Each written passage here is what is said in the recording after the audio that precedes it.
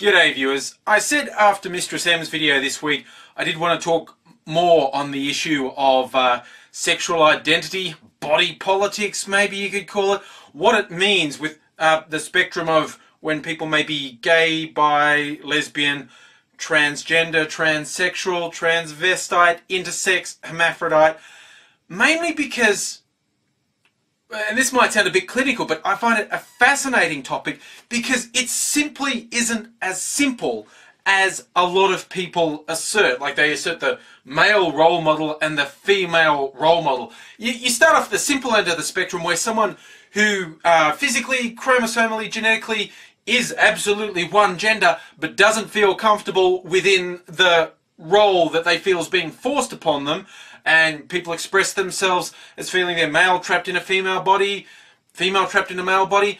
And of course there are the many cases where there is some physical attribute to that as well, and the person is not always aware of that physical component.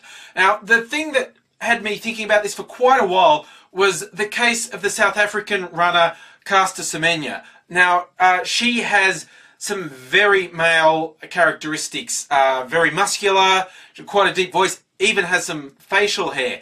And what testing appeared to reveal was that she was intersex. She had external female genitals, she had a vagina, but internally didn't have a uterus or ovaries, but did have internal testes, which explains her male-like growth, because she's basically got a testosterone factory inside her, which raises interesting questions about whether it's fair for her to compete against other women, because if a woman injected testosterone, that would be doping. But if your body naturally produces it, I have no idea if they've even settled that question with her, or if she just wants to go out of the public eye and doesn't even want to compete anymore. I would not blame her for a second, but high-profile cases like hers do at least hold out a possibility that people might start to think it's not black and white.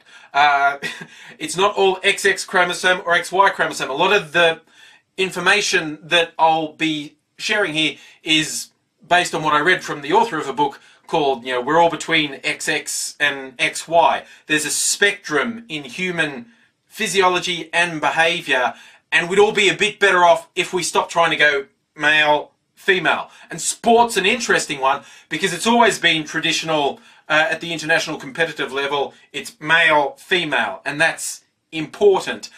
And the Caster Semenya case highlighted that it doesn't always work that way. The author of the book cites that 65,000 children are born every year with some sort of sexual identity that is not just male or female. There's some complication.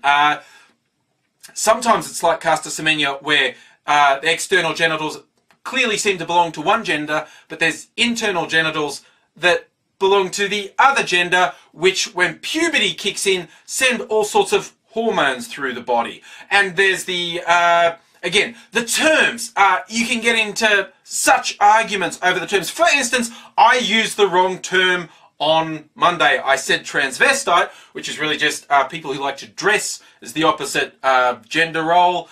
And I was really meant to be talking about transgender sex workers. See, I'm an idiot. I wanted to make a point and I made it wrong. But it's complicated is an important point. And look, I hope at least some of you are into reading, because I'm going to provide quite a few links in the ambiguous sexual organs area. And they're really worth reading, because until I saw some of these articles, I had no idea how many people are directly affected, people who have it on themselves. Obviously, their families are directly affected. When you look at the statistics, it means there are millions of people in the world who don't fit into just male, female. And that's when you get the people who come, oh, well, that's just political correctness saying that it's not male and female. No, it's fucking reality is what it is. To suggest that we shouldn't take into account the variations along that spectrum is the purest fucking ignorance. There is no two ways about it. It is simple ignorance it's ignoring reality that, you know, in certain clubs can be put right up in your face. Just saying. So, one of the articles I'm going to link to is actually pretty fucking disturbing. Someone sent me a link to this a couple of weeks ago. They were ahead of the curve about this doctor, I think it's at Cornell University, doing some freaky fucking things. And at the time I thought it sounded a bit crazy. And I hope I didn't say that to the person. I get so many messages, it's hard to remember how I replied to all of them.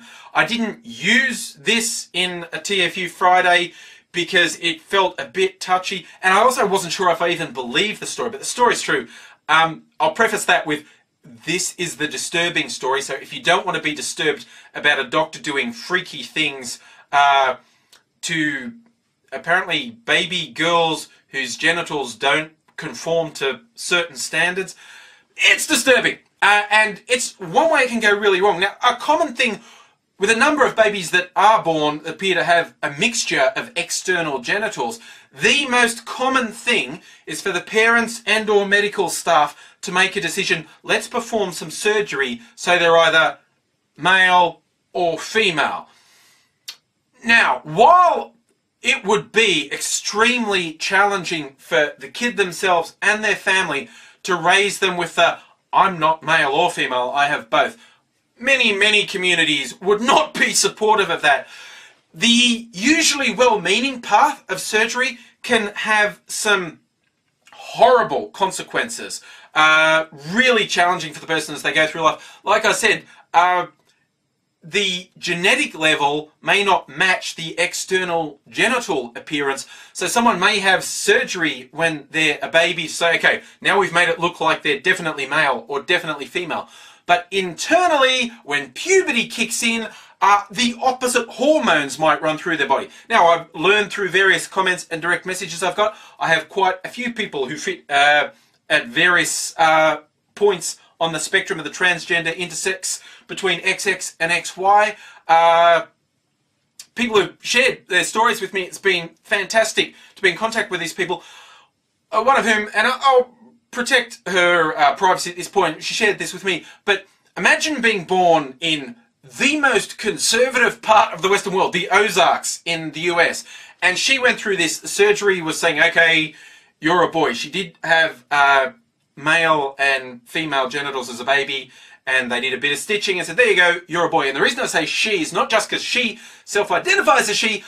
When puberty hit, female hormones started coursing through her body. Now imagine, you're in the Ozarks, the most conservative place in the Western world, and everyone has always identified you as a boy. You've always identified yourself as a boy, and you start growing breasts. And your voice does not drop. Your voice is very feminine, and you are supposed to share a locker room with boys. Can you imagine the fear, the terror? Seriously, even people who don't fit neatly into male, female, whether they identify as transgender, intersex, or whatever, even if they're not actively persecuted, as happens way too often, sometimes they're beaten up, tortured, murdered, and people think they have the right to do it. But the suicide rate is just terrifying. Even when other people don't know about it, when puberty kicks in and it starts to become obvious to the person, things aren't as straightforward as they're led to believe. It can be very hard to deal with. And if a few more of us understood how complicated this issue is, it's easy to just judge and go, well, that's not normal, is it? When it's real, what else is it but normal? It might not be usual, but how could it be not normal? And look, more than one person in the comments for the Mistress M video just said, it's a bit squicky, the idea of a man, particularly someone who self-identifies as straight, having sex with a transgender sex worker. Ew. I think it's completely okay if you find alternate sex acts ew, so long as you're not an asshole about it. I mean, Jesus, there's a bunch of heterosexual people. The concept of them having sex makes me go, ew. Hey, my bloated white pasty form going humpity hump might give you nightmares, okay? So it's almost meaningless to say, oh, gay sex or transgender sex, that's creepy.